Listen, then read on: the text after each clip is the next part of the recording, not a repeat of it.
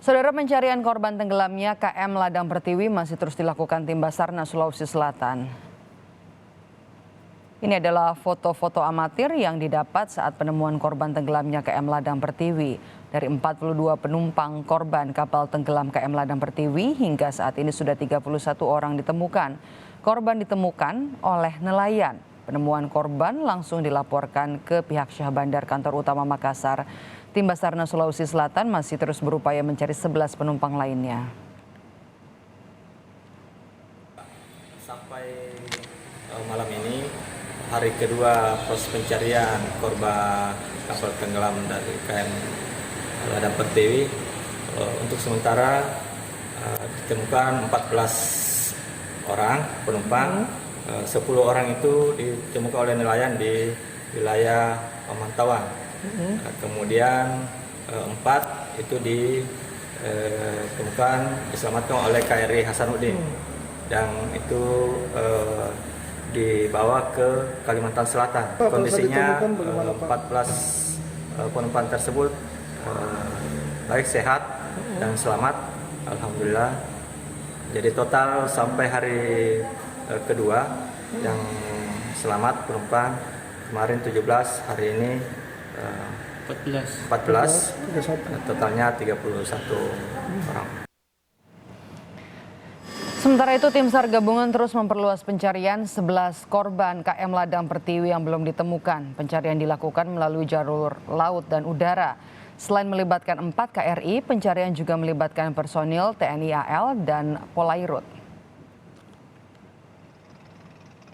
Nah, hari ini untuk pemantauan kami lihat di bawah, ya dari atas ke bawah itu sudah banyak nelayan-nelayan yang bisa membantu untuk pelaksanaan pelaksanaan operasi SAR, termasuk dari TNI Angkatan Laut sudah juga beroperasi, ada 4 KRI, kemudian dari Polair juga ada 1 kapal polisi yang sudah bereaksi di sana, dan kapal Basarnas KN Sartamajaya untuk hari ini.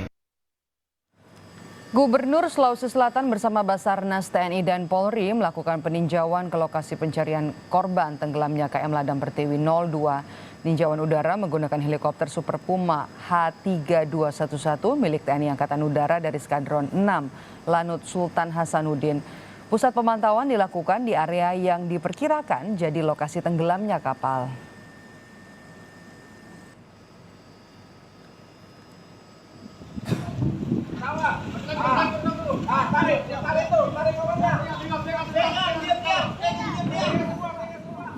Sementara itu, 10 korban selamat dari tenggelamnya KM Ladang Pertiwi sudah dipulangkan ke Kabupaten Pangkep, Sulawesi Selatan. Seorang korban menceritakan perjuangannya menyelamatkan diri menggunakan jeriken plastik dan kayu triplex agar tetap terapung. Ia pun berhasil menyelamatkan 6 orang termasuk ibu dan saudara kandungnya.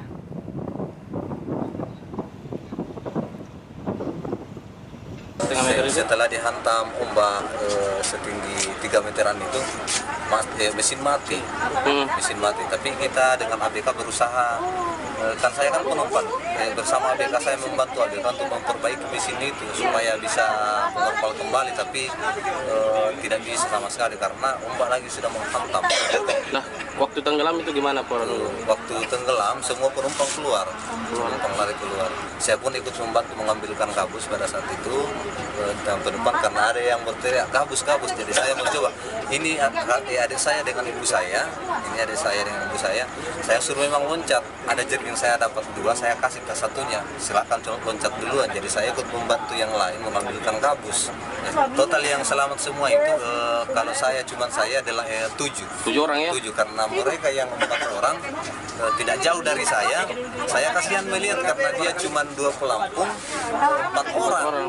Jadi saya panggil untuk mendekat supaya mempegang juga di triplex yang saya rakit itu. Kapal apa yang selamatkan? Kapal takbot. 7 penumpang yang ditemukan selamat kini sudah dibawa ke Banjarmasin, Kalimantan Selatan setelah sebelumnya diselamatkan oleh kapal takbot Sabang 25 yang saat itu sedang melintas menuju Banjarmasin. Sesampainya di Pelabuhan Trisakti, Banjarmasin pada Minggu petang, para penumpang menjalani pemeriksaan kesehatan dalam ambulans setelah terombang-ambing selama 16 jam di perairan. Nantinya mereka akan dijemput Bupati Pangkep.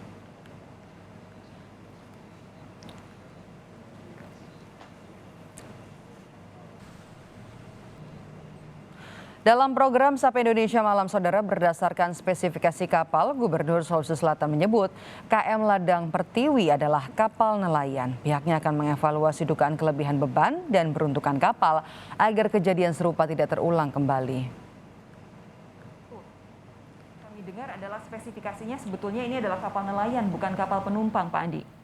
Itulah yang kemudian kita harus mengkonfirmasi. Tetapi paling penting bahwa memang fokus kita saat ini yang paling terpenting adalah bagaimana menemukan dulu korban. Karena apapun terjadi menjadi evaluasi setelahnya, maka yang paling fokus kita adalah mengerahkan semua tenaga termasuk nelayan warga masyarakat kita yang sering memang wilayah peredaran memiliki kapal yang cukup mumpuni di wilayah itu adalah fokus udara, darat, dan laut untuk semuanya bagaimana bergerak sama-sama turun dulu ke lapangan ya. Saya setuju dengan Pak Andi bahwa memang fokus utama saat ini adalah pencarian. Tetapi untuk mencegah supaya kejadian seperti ini tidak terulang, bukankah seharusnya ada langkah-langkah yang bisa segera dilakukan oleh pemerintah supaya memastikan bahwa kapal itu memang untuk peruntukannya sesuai dengan bobot tonasenya, sesuai dengan memang kemampuannya untuk mengangkut barang dan juga manusia, Pak Andi?